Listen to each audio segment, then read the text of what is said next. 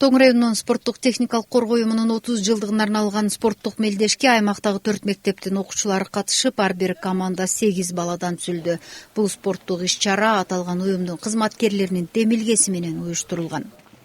Балдар арасында, мектеп арасында мелдеш өткөрүп жатабыз.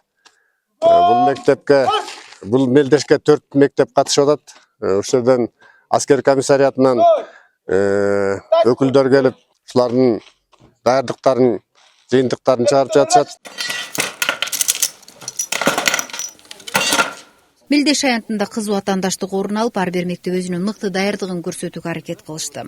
Мындагы башкы максат балдардын дене тарбиясын жана интеллектуалдык өнүгүүсүн колдоого алуу менен аларды мекенди сүйүүгө үндөө максатын көздөйт.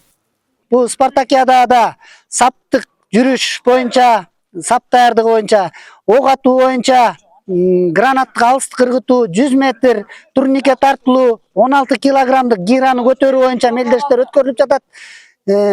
Бул мелдештин өткөрүүнүн максаты балдарды патриоттуулукка тарбиялоо, биринчиден мекенди сүйүүгө тарбиялоо, мектеп арасындагы окуучулардын рекетчиликке жана баңгизатка каршы туруп, балдарды сергек жашоого тарбиялоо максатында өткөрүп жатабыз.